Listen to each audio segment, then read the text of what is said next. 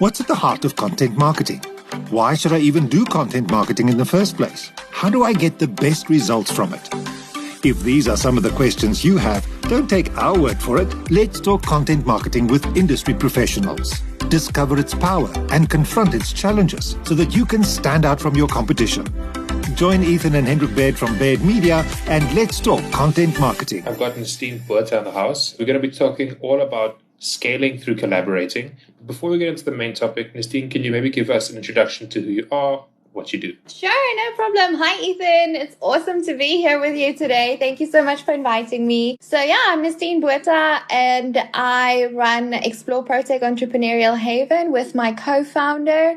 We're basically creating an entrepreneurial accelerator to help entrepreneurs around the world not just stay alive, but also thrive in these weird economic times that we're in. Let's talk a bit about your career history before Protech.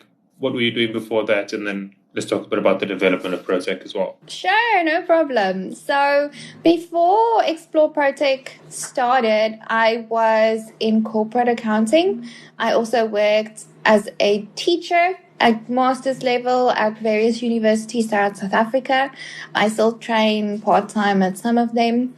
So my background is in chartered accounting. So then what made you decide to start up Explore Protech? So when Explore Protech started, I was running my own accounting firm. And COVID had basically just hit. I was faced with the facts where we were suddenly in an economic time that was similar for me to the Depression, the Great Depression.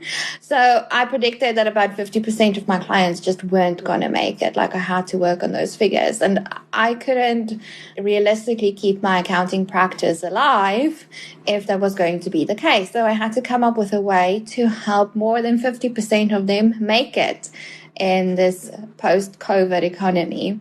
The way I did that was by teaming up with teamwork specialist Peter Ingston. And he basically showed me how to build a community, how to scale through collaboration, and how to create more opportunity for all of us, helping keep those clients alive. I find that a really interesting approach. And in retrospect, should be an obvious one, but like, oh, my clients are going to struggle. How do I help my clients? Instead of, I think what a lot of other people might think was, how do I get different clients or how do I get more clients? The thing is, getting new clients is not that easy, especially if half of the market is going to be struggling anyway. So it wasn't just my clients. It was all small businesses around the world that was going to suffer a lot all of a sudden. So coming up with that solution, just for me, it made the most sense. In business, some of our best clients are the long-term ones, the ones you stick with for ages, you become friends, family with over time because you form this bond, and then actually being proactive to help them just from like a business perspective is a really good way to like really solidify them as your client. You know, why would they go to somebody else if you're the one who literally helped them when the world was ending? Exactly. It's exactly that. So it's all about the relationship and strengthening that relationship. And that's basically what Explore Protech is. It's a place where you can strengthen relationships with the right people. Yeah. And I mean, Hendrik and I, we've joined Explore Protech.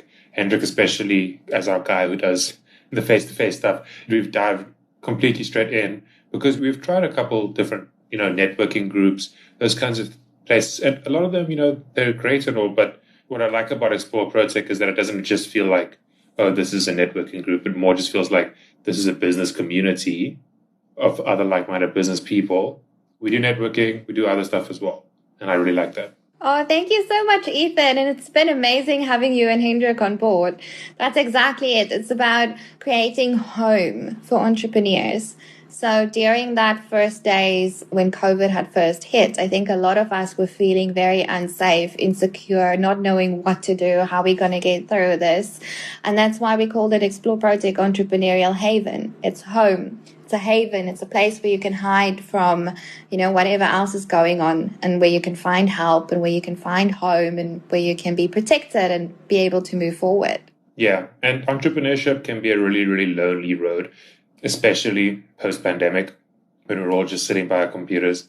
So having a group of people, what's nice about it is that you're not trying to necessarily sell to them either. I mean, things might happen and business will come, but it's not like this pressure of like, oh, I'm in this meeting, I have to sell X amount, and if I don't, this meeting was a failure. Instead, it's, oh, I'm in this meeting to meet people. It's almost impossible to fail because I'm just here to meet people, to chat, to have fun. Exactly. So everything we do, we always tell our tribe, try to make money with each other, not from each other.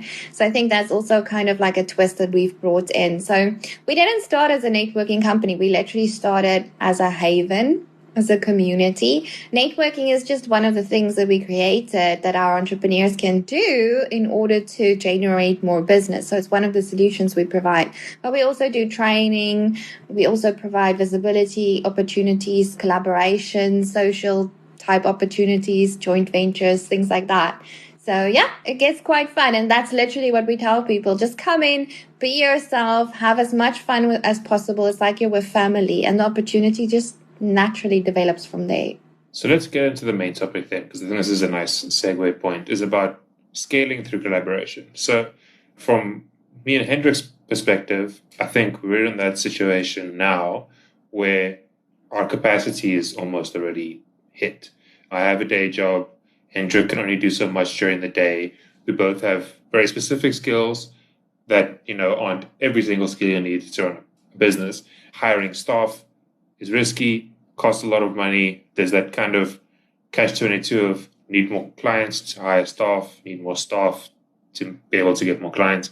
So this idea that it doesn't necessarily have to be that way, but instead we can collaborate to scale is super interesting for us. So let's talk a little bit about that and kind of how you think people should be thinking about collaboration. Sure. That's one of my favorite topics of all time, because when I was trying to scale my original business, which was the accounting firm, I literally almost bankrupted my business twice because of hiring the wrong people. I mean, I tried everything. I outsourced, I had independent contractors, I had in-house staff, I had teams, I had remote people. I had partnerships, profit shares, everything. It just never wanted to work out the way I wanted it to work it out. So my whole thing was I built my business in about 6 months. I built it to a 1 million rand turnover company, which for me was a great achievement. I mean, I've never been an entrepreneur before, so that was amazing. But getting past that 1 million rand point was impossible for me. That's because we didn't have the right people. So that is what makes a community like Explore ProTech so special, because that's literally what we teach. We pick people because they share certain values, and they have a certain amount of integrity, or they have a lot of integrity. Those are the types of people you can now build collaborative relationships with, and you can use them to scale. So I'll give you an example. Instead of when we wanted to scale or get help in the business for the first time, we didn't hire people in. We didn't get an outsourced person. We didn't get an independent contractor. We literally went to some of the people in our community and we were like, okay, so this is the opportunity we want to create for everyone in this space. We're willing to give you this amount of profit share. Are you in? Are you going to help us do this? And the thing is, because those people didn't come in cold, we already had a relationship of 6 months to a year together. We've already seen each other in action in entrepreneurship. So we knew we could work together. It wasn't coming in cold. Those relationships didn't have to start from a cold place, and it works so well. So even these days, when we're planning our next step or our next move or what we're going to do next, we have so many resources to invite into the party, because we have 75 people in our community that are some of the best entrepreneurs in the world, and we can literally just go to them and say, hey, I need help with this. Would you like to help? And we can set up, it doesn't matter what you set up, if it's a profit share space, if it's a joint venture, if it's an outsourced agreement, it's an energy exchange maybe. There's different ways that you can set these things up. But the reason why it works is because you've built relationships with those people. You're in the same community. Everyone's working towards the same goal. It's just, for me, I don't think there's any other way of scaling successfully. For me, this is the way. It's magical. It's amazing. What I really love about that as well is that obviously everybody has very specific strengths. And then when you're kind of running your own business, you're typically forced to do things that aren't your strong suit because you don't have the resources, or you just maybe are too nervous to outsource it correctly. So you end up doing everything, or the team ends up doing everything. And the reality is, if I had my way, I would just be editing video and audio all day. That's it. Like, I could just do that forever and I'd be super happy with it. I know I'm going to do it really well because that's my thing. But now I'm an entrepreneur, and now I have to do things like talk to clients, market, all these other things that, like, I can do. But in an ideal world, couldn't I just exchange all my energy with like producing amazing media for someone, and then they can do some sales for me, or any million of combinations like that? And I think that if all entrepreneurs had the ability to just do the thing that they were really good at while having the other aspects of their business handled, or at least of a project handled, the rate at which they could scale would be so incredible, because they're actually just doing the thing that they actually wanted to do. And it's not just like being good at it, it's also like wanting to do it. If you had to tell me that part of my business was you have to do cold calls, I would do like one a week, because it would be a whole nightmare, and I would have to work all my courage up, do that one cold call, probably mess it up, and then hate myself for the rest of the week. That would be it. If you told me that my core business involved producing a bunch of podcasts, I could do a bunch more of those because I want to do it, right? So there's also that aspect of the collaboration, is that like it allows people to like narrow down on the thing that they really love. It is so valuable. I mean, for example, me and Peter, we're the creatives, like the visionaries. We are so horrible at admin. If I need to book my own meetings, I end up double booking us. Like, there's like the chances of me double booking us if I'm booking the meetings is like 90%. But because of some of the joint venture projects we've been involved in the tribe, we've gotten to know some of the virtual assistants, and we've seen them in action. So it's so valuable, because then if you want to outsource like cold calling, for example, you can just hire Janine. That's literally what she does for a living. And it's not just that we've seen her say that she does that for a living. We've seen it in action because we've worked with her on a joint project. That's why it's so important to do joint projects with people, where you literally come in and it's exactly that. Everyone does what they're good at. And all of a sudden, everyone has like less work. We're going 5 times faster and we're all making money together. That's just the way to go. There's also that huge amount of trust that you need to let go of someone handling something in your business. Like last week, we sent out our camera guy and a director who I hadn't worked with yet, but Hendrik knows and trusts, to go do a video shoot for a client. And I must admit, the whole time it was going on while I was doing other stuff, I was in two minds. On the one hand, it's great that I don't have to do this. We're scaling. There would be a capacity limit if I had to do this every time. But on the other hand, I'm really nervous, because I know if I'm going to be there, I can at least feel like I'm in control. But if I'm not, and just trusting professionals to do their thing, it takes a bit of time to let go. So, as you said, the other great thing about doing joint ventures and collaboration is that you can get a feel for someone before you have to really take that risk of letting them into your business and potentially into your clients, talking directly to your clients sometimes as well. The huge amounts of trust that you have to have for someone before you can let go to that degree, which you have to do if you want to scale. The whole point of running a business isn't say you do everything. No, the whole point of having a business is so that you get to sit on the beach with margaritas while everyone else does everything that keeps you alive.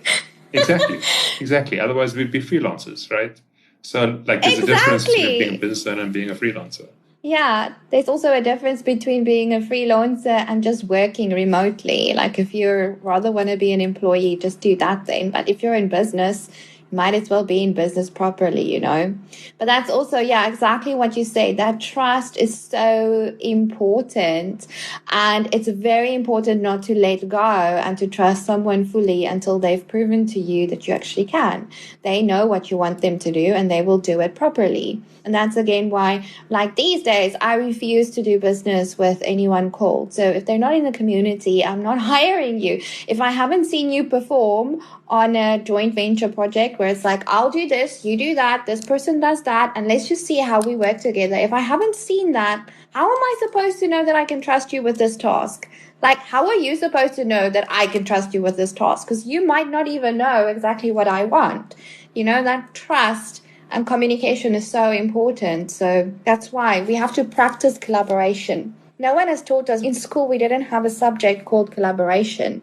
It's like it's this big, massive secret that everyone has kept from us for so long. And I'm just so happy that Peter helped me discover it, because I never knew about this. It's one of those things that should be obvious but isn't. There's like so many things in business that are that way. Like last week, we were discussing the power of building relationships. And you said that it took you a while to realize when you're talking to someone, a potential client, you're not trying to sell necessarily. You're trying to build a relationship first, and then you sell. It feels so opposite to the instinct of always be selling, got to hand out business cards, got to do the thing, got to constantly be pushing your brand message over and over again. When the reality is that, like, it's just not how the world works.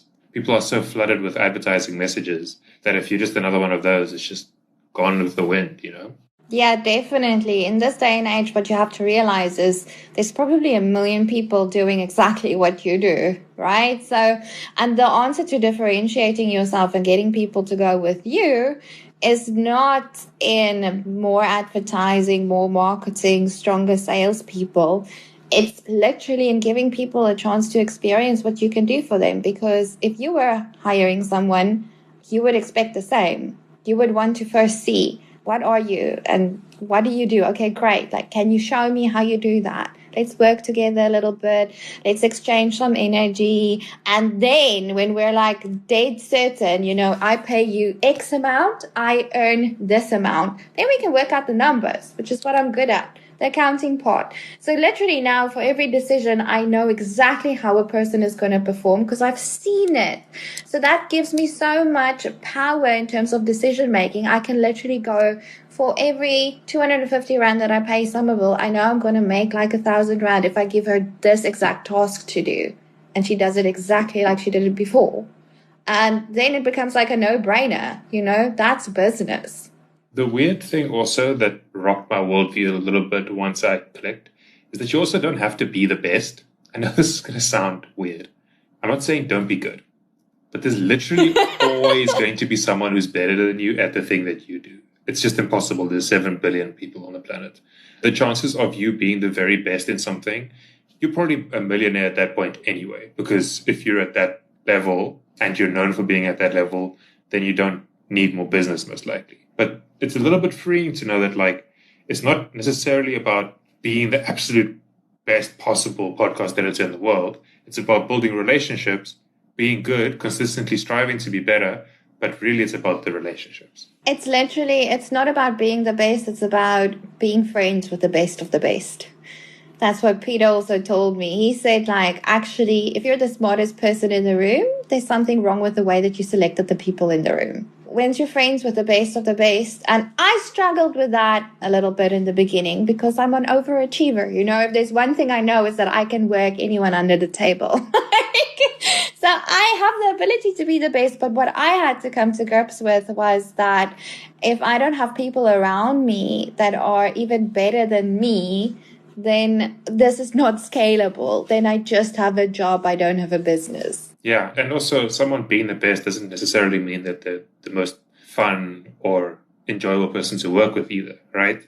Like, I'd much rather work with someone who values me as a customer, or like, say, if I pay someone to do something, I'd much rather work with someone who I know is going to value my time, who's going to give me feedback, who's going to explain to me how much everything's going to cost and keep it that way, instead of someone who's like the best possible person, but has like shady business practices. It's not the only measure of how good you are is like your technical ability at something. It was a really hard lesson because, especially for me, my field is very technical. It's very easy to measure how good you are against other people. I totally hear you, Ethan. And I think that's also something that has been quite interesting to a lot of us in this network. Do you know how much your ability to be the best improves when you're actually friends with someone? because that makes you want to write them the best copy in the world ever. You understand them so well that you can know exactly what they need, exactly how to get it for them. And it's like your goals are just so aligned. Like you can afford to put 200% into every single job. So I know one of our other members, Stephen Levy, built a very strong relationship with Stephen Westwood. Stephen Westwood is a copywriter from the UK. Stephen Levy is a leadership coach from South Africa. And Stephen Westwood basically overhauled Stephen Levy's whole entire website. And Stephen Levy was like, wow, he would never, ever hire any other copywriter ever again, because it was just so amazing. It was like Stephen Westwood knew exactly what he needed before he needed it. He knew exactly who his target client was, and he did like the best job ever. And because they already spoke on WhatsApp like every single day, it's like that idea when you're like, don't worry, we have a doctor in the family. Don't worry, we have an attorney in the family. Now you don't just have to have those people born into your family. You can add them to your family. That is what's so powerful. We've all read it in the marketing books. We all know it, but I think it's important to drill this down about why you need to be building these relationships. Is that how often do you ask a friend for a recommendation, and then when they give it to you, you just go immediately with that one? Most of the time, right? Like if you say, hey, I need a web developer. Oh, Nestene, you do business. You know some good web devs. You're going to recommend one that you like, and then the person's most likely just going to go with that one because they trust you, you trust them. So it's also about building up these networks of trust so that, once you've collaborated with somebody and done a really amazing project with them, they can have the ability to very confidently recommend you, because it's not a small thing to recommend somebody. Because if I recommend you a service and then you have a bad experience, now I feel bad. Now I did something wrong. And now you also maybe trust me a little bit less because now you worry about my decision making. People don't make recommendations lightly. They really don't. And we all know that word of mouth is still so incredibly important to getting new clients. I think, especially for small business, most people's big ticket clients that come in, a lot of those are still from word of mouth. Yeah, for sure. And I mean, in this day and age, when you can, at your fingertips, you can go into Google and you can Google how many copywriters are in my area. I want to have this done. And they give you this whole list of people that you can choose from.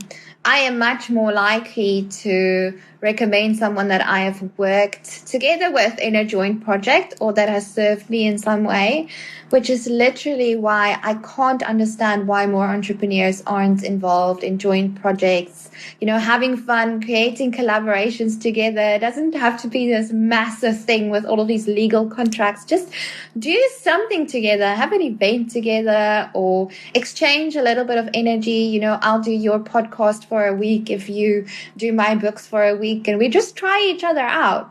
Then once you've tried someone out, you can exactly know what to say to other people to get them to actually use that person's services, because you would have experienced it firsthand. So for me, whatever you can do, whether you create a lead magnet you can give away, whether you have a call with someone and give them some coaching, whether you exchange energy, whether you're involved in a joint project, whatever you can do to have people experience your services, you just have to do, because word of mouth is still the most powerful marketing tool there is. And what gets you word of mouth? Effective word of mouth only comes from if someone has experienced what you can do, because then they can refer you. Yeah, I mean, I can give an example. It is, weirdly enough, if it had happened a week or two later, it would have been part of Explore Protect. We got Marlon August, who's part of the community. We did an energy exchange with him.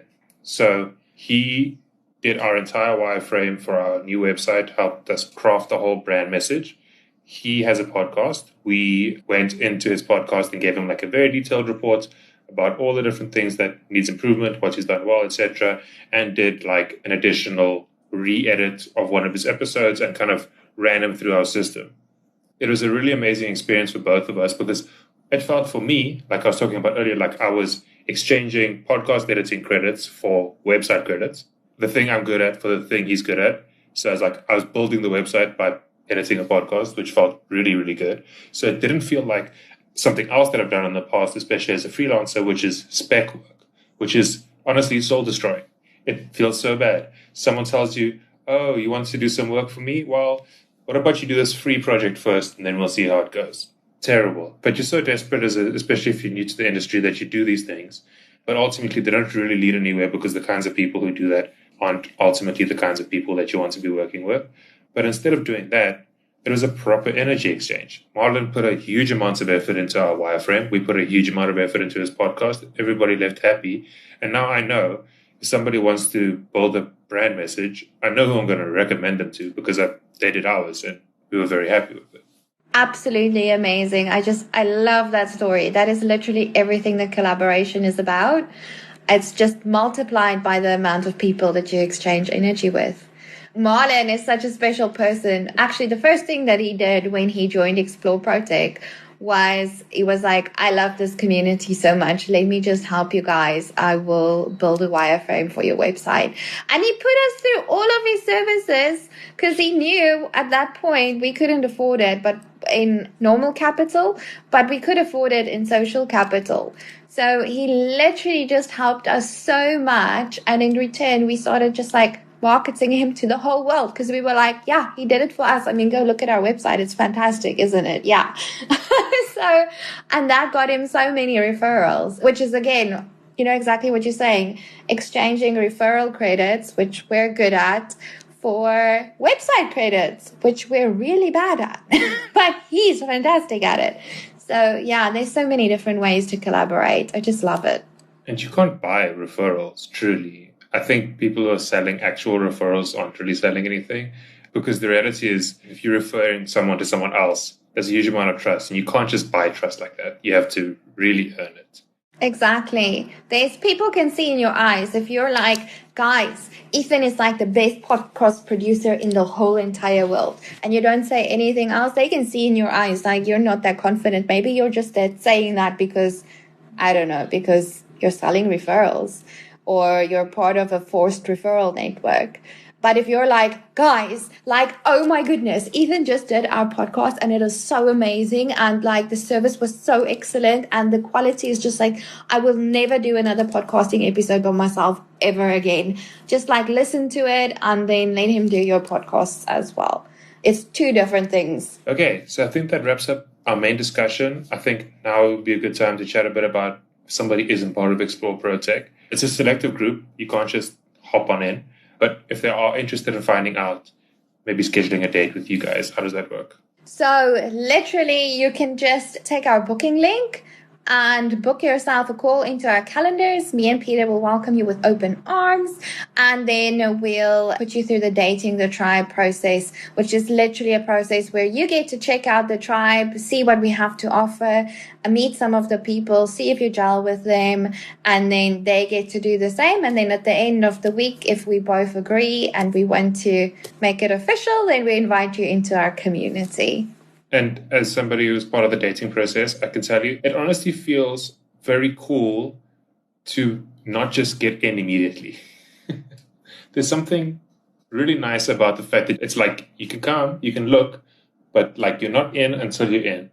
And the reason for that is because you're truly cultivating a very curated community. And there's such a diverse array of people and business owners and stuff. So I don't think people need to worry about, oh, is my industry going to fit in? It's more about what are your values? What are your morals? How are you culturally? If you're a good person, you should be fine. I love that so much, Ethan. That's exactly it. If you're a good person, if you're fun, authentic, caring, and growth-minded, then our community is for you. And that's also the thing. We build relationships with actual people. So Ethan, you can tell me tomorrow, listen, I'm not doing podcasts anymore. I decided I'm going to sell plants now. And we'll be like, you know what? Plants is the new thing. We're going to help you build this freaking plant business because we're friends. Exactly.